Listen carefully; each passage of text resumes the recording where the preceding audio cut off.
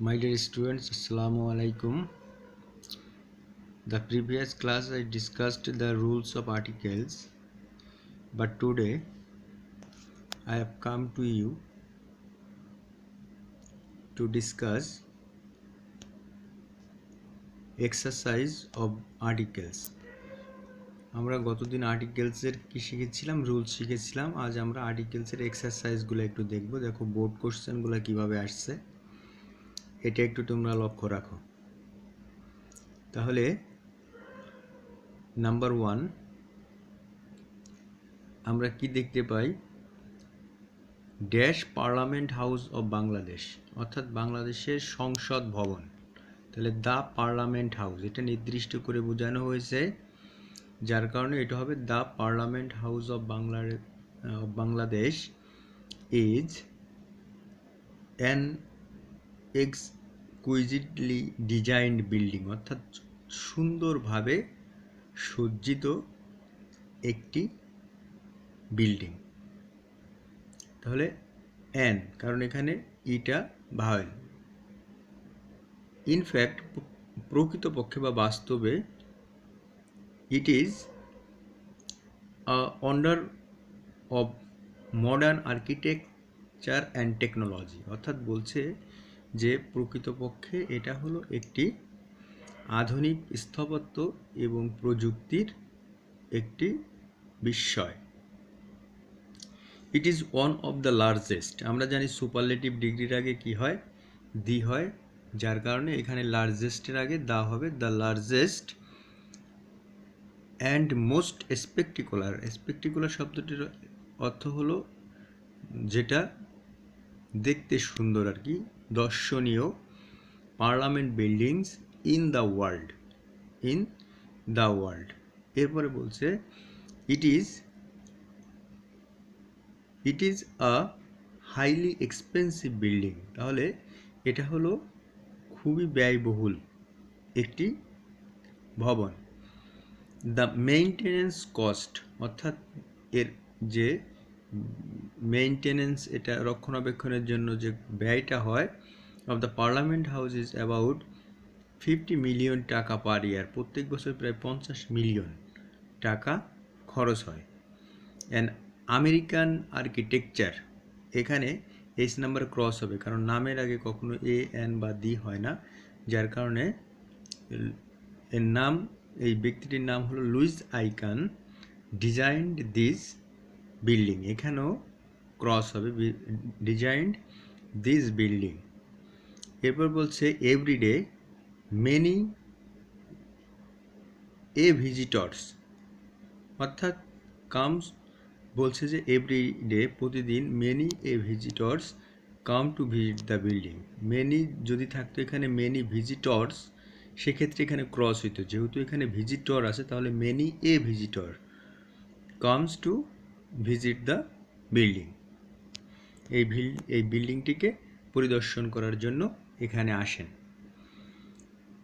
2 নম্বর দেখো, বলছে an honest man is true to his words, এখানে ক্রস হবে, অর্থাৎ ট্রু টু হিজ ওয়ার্ড, সে তার মানে এক কথার মানুষ সে, অর্থাৎ সে তার কথা দিয়ে কথা রাখে। এরপরে বলছে যে he does not deviate from the path of honesty, সে কখনো সততার পথ পরিহার করে না। এরপরে বলছে যে হি নোজ দ্যাট, সে জানে যে true happiness consist of honesty, এখানেও ক্রস হবে, কনসিস্ট অফ অনেস্টি, কারণ তিনি জানে সুখ হলো সততার মাঝে নিহিত থাকে। এরপর বলছে he does not fall victim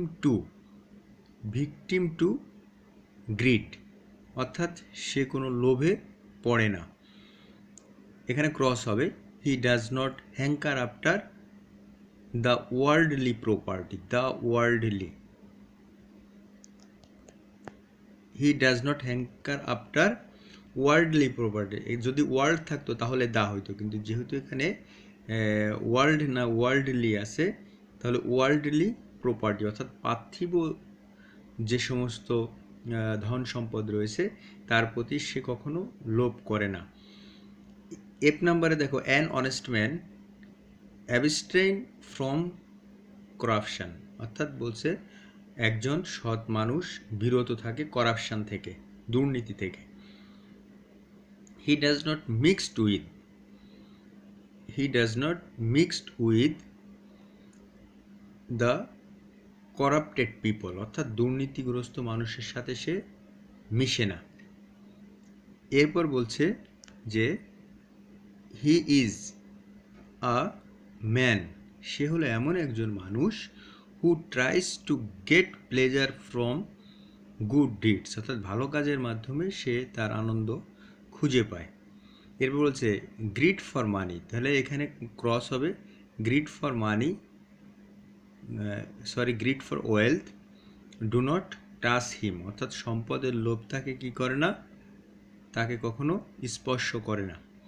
people should follow the path of honesty, এখানে ক্রস হবে মানুষের সততার পথ অবলম্বন করা উচিত। তাহলে people should follow the path of honest people of the society, অর্থাৎ সমাজের সৎ মানুষের পদচিহ্ন অন্য মানুষদের অনুসরণ করা উচিত। এরপর 3 নাম্বারটা একটু দেখো। 3 নাম্বারে বলছে যে হোয়াট ইজ প্যাট্রিয়টিজম, অর্থাৎ দেশপ্রেম কি। দেশপ্রেম হলো, এখানে পরের সেন্টেন্সে উত্তর বলছে it is a Nobel virtue, তাহলে এটা হলো একটি মহৎ গুণ।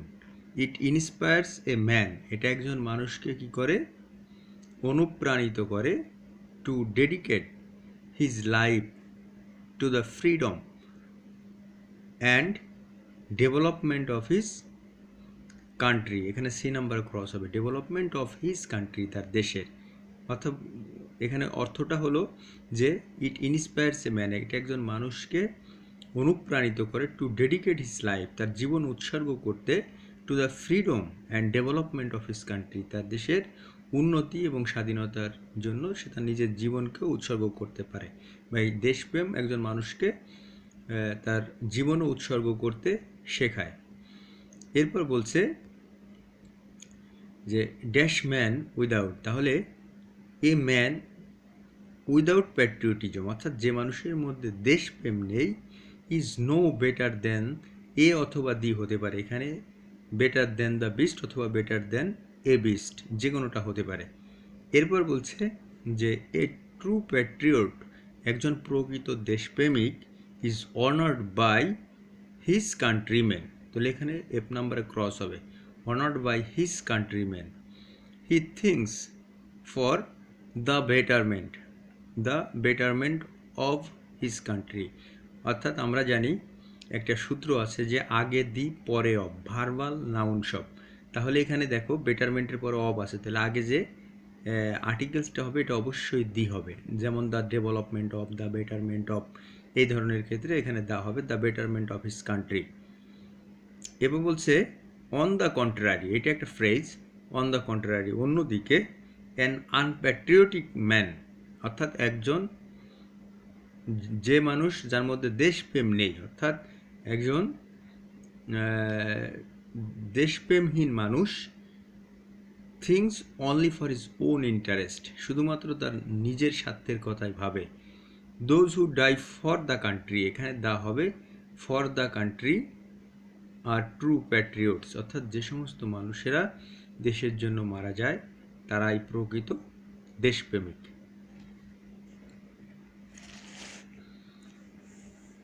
এবার আমরা একটু 4 নাম্বার এক্সারসাইজটা একটু দেখি। দেখো 4 নাম্বার এক্সারসাইজে বলছে যে আই হ্যাভ অ্যান আঙ্কেল, আমার একজন চাচা বা মামা যাই বলো না কেন আছেন, হু যে has just retired from the army, যে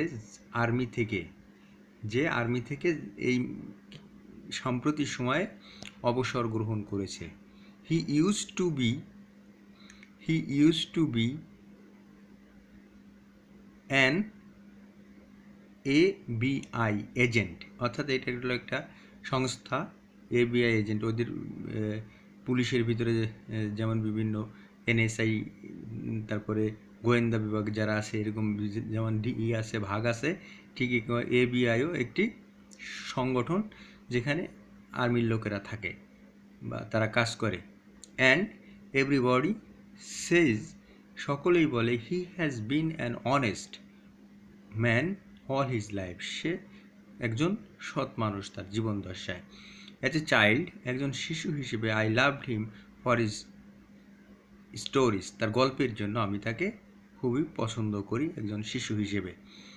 হি অনস টোল্ড মি, একদিন সে আমাকে বলেছিল দ্যাট যে হি মেট, এই যে ওয়ান আইড ম্যান, আমি বলেছিলাম যে ওয়ান এর আগে সবসময় এ বসে, তাহলে a one eyed alien from the space, space from the space. এরপরে বলছে এখন এই যে দেখো এলিয়েনটা এখন কি হয়ে গেছে, নির্দিষ্ট হয়ে গেছে, যার কারণে এখানে হবে the alien did not need any oxygen, এই এলিয়েনের কোনো অক্সিজেনের দরকার ছিল না। And it did not have a nose, তার কোনো নাকও ছিল না। আই নাও আন্ডারস্ট্যান্ড দ্যাট, আমি এখন বুঝতে পারি যে it was a hard story to believe, গল্পটি বিশ্বাস করা খুবই কঠিন ছিল। I am not sure that, আমি নিশ্চিত না, he was telling me the truth, সে আমাকে সত্য ঘটনাটি বলেছিল। মেবি, হতে পারে, he is not so honest after all, সে একেবারেই সৎ লোক নয়। এবার আমরা একটু 5 নাম্বারটা দেখি। দেখো 5 নাম্বারে বলছে যে mister bright is an European, is a European হবে, কারণ আমি তোমাদেরকে রুলসে বলেছিলাম যে ইউ এবং ইউ এর উচ্চারণ যদি ইউ এর মতোই হয় তবে তার পূর্বে কি বসে, এ বসে, তাহলে is not a, mister bright is a European. এরপর বলছে as he is an Englishman, যেহেতু সে একজন ইংরেজ বা তিনি একজন Englishman, he knows English well হবে, কারণ এখানে এই ইংলিশটা ভাষা হিসেবে বসছে, যার কারণে ভাষার আগে কখনো আর্টিকেলস হবে না, তাহলে ক্রস হবে এখানে সি নাম্বারে। হি ইজ ড্যাশ, তাহলে he is an honourable to every one, দো, যদিও, he is one eyed man, তিনি একজন, তার এক চোখ, এখানে ওয়ান আইড ম্যান মানে যার এক চোখ আছে তিনি। এবার বলছে ওয়ান ডে, একদিন, হ্যাভিং অ্যান SOS, সস, এটা আমি বলেছিলাম যে প্রথম যদি তোমরা বি দেখো তাহলে এ ব্যবহার করবে, অন্য সব ক্ষেত্রে অ্যান, তাহলে অ্যান সস একটি সংগঠন। He went to the USA, যে দেশের নামের সংক্ষিপ্ত রূপের পূর্বে দি হয়, যার কারণে ওয়েন্ট টু দ্য USA। এ বলছে হিজ ব্রাদার, তার ভাই জনসন লিভিং দেয়ার, সেখানে সে বাস করত, joined the army last year, যে সেখানে আর্মিতে জয়েন করেছিল গত বছরে। He is the younger of the two brothers, সে দুই ভাই এর মধ্যে ছোট। When mister Bright met his brother, যখন মিস্টার ব্রাইট তার ভাইয়ের সাথে সে সাক্ষাৎ করলো, he could not but shed tears, সে চোখের জল না ফেলে পারে নাই।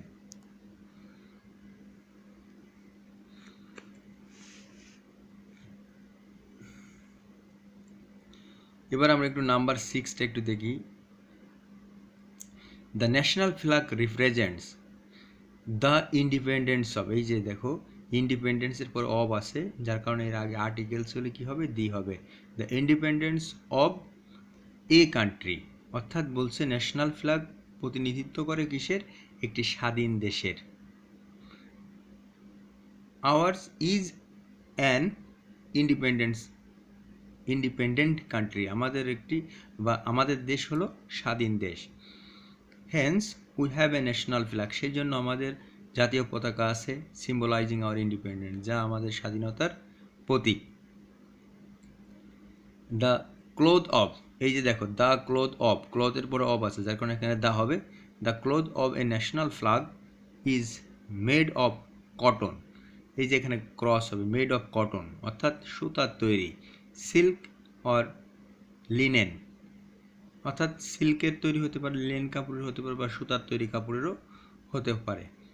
Hour flag is rectangular in shape, অর্থাৎ চতুর্ভুজাকৃতি। আমাদের এই জাতীয় পতাকা হলো চতুর্ভুজাকৃতি, maintaining a ratio of its length and breadth 10:6, অর্থাৎ এর দৈর্ঘ্য প্রস্থ হলো 10:6। এরপর বলছে there are different sizes of national flag. National flag বিভিন্ন সাইজের হতে পারে। The background of our flag is green. Background অর্থাৎ পিছনের সাইডটা হবে green, which symbolizes our life and energy, আমাদের জীবন এবং উদ্যমকে। এখানে এনার্জি মানে শক্তি না, উদ্যম। In the middle point of the flag there is a blood red circle, অর্থাৎ লাল বৃত্ত রয়েছে, যা রিপ্রেজেন্টিং, যা আমাদেরকে নির্দেশ করে our hard struggle and bloodshed, আমাদের সেই রক্তক্ষয়ী সংগ্রাম এবং যুদ্ধকে। Next, the red circle also represents the heroic bloodshed of the martyrs, অর্থাৎ আমাদের দেশের শহীদরা এই যেহেতু এই স্বাধীনতার জন্য সংগ্রাম করতে হয়েছিল, রক্ত দিতে হয়েছিল, সেই শহীদদের সংগ্রামের কথা বা তাদের সেই রক্তদানের কথা আমাদেরকে মনে করিয়ে দেয়। এরপর বলছে the national flag plays a vital role, একটা গুরুত্বপূর্ণ, একটা অপরিহার্য ভূমিকা পালন করে in the life of a nation, একটা জাতির ক্ষেত্রে, অর্থাৎ জাতীয় পতাকা একটি দেশের জাতীয় জীবনে একটি গুরুত্বপূর্ণ ভূমিকা পালন করে। এরপর নাম্বার 6টা একটু দেখো, নাম্বার 7টা একটু দেখি আমরা। ইন্ডাস্ট্রি ইজ দ্য কি to success in our life. আমরা জানি এটা যে পরিশ্রম হলো সফলতার চাবিকাঠি আমাদের জীবনে। এরপর বলছে দ্য ইন্ডাস্ট্রিয়াস, অর্থাৎ পরিশ্রমীরা ক্যান প্রসপার ইন লাইফ, জীবনে উন্নতি লাভ করতে পারে। A man who does not undertake hard work, এই যে এখানে ডি নাম্বার ক্রস হবে, who does not undertake hard work can never go a long way in the world, সে পৃথিবীতে বেশি দূর যেতে পারে না। এবার বলছে মেনি এ ম্যান, এই যে মেনি এ ম্যান হবে, যদি হয়তো মেন থাকতো তাহলে ক্রস হতো, এখানে এটা হবে many a man is not aware of, অর্থাৎ অনেক মানুষই is not aware of the significance of I number হবে cross of diligence for which they can not reap the benefit of success, যার কারণে তারা সফলতার মুখ দেখতে পারে না।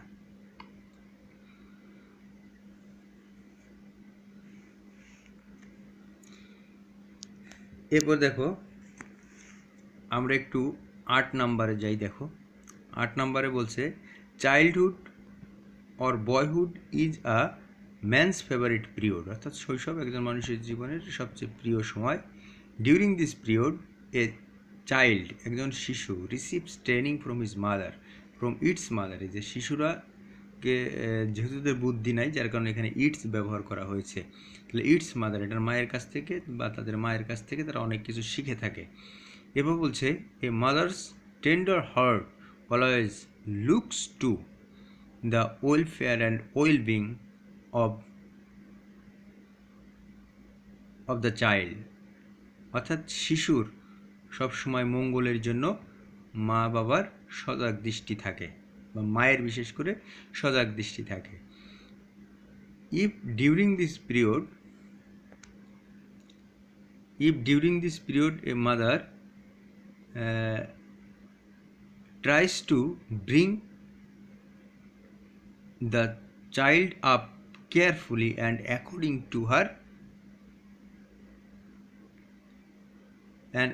to her best ideas, তাহলে ক্রস হবে এখানে best ideas. The child is sure to grow with its superior parents and teachers and love all irrespective of caste, creed and color. তাহলে এখানে আমরা দেখতে পারলাম। নেক্সট আমরা একটু এই 9 নাম্বারটা পর্যন্ত আমরা করব। দেখো 9 নাম্বার পর্যন্ত আমরা একটু দেখি। তাহলে বলছে এখানে Bangladesh is an independent country, Bangladesh একটি স্বাধীন দেশ। We won our freedom on the 16 December, নির্দিষ্ট তারিখের আগে দিয়ে হয়। This freedom was won as a result of great sacrifice, as a great sacrifice. এরপরে বলছে যে a great many people laid down their lives for the freedom of the country, অর্থাৎ দেশের স্বাধীনতার জন্য তারা জীবন দিয়েছিল। এফ নাম্বারে the man who loves his country, অথবা এ ম্যানও হতে পারে অথবা দ্য ম্যানও হতে পারে। এ অথবা the man who loves his country is a patriot. A real Patriot love his country more than his life. Being Patriot, অর্থাৎ দেশপ্রেমিক হয়ে we all should try to make an effort for the welfare and progress, এখানে cross হবে, and progress of our motherland। তাহলে তোমরা এটা দেখলে আমি ছবিটা তোমাদেরকে দিয়ে দেবো, তোমরা অবশ্যই এগুলো সলভ করে নিবে এবং বোঝার জন্য চেষ্টা করবে। Thank you everybody.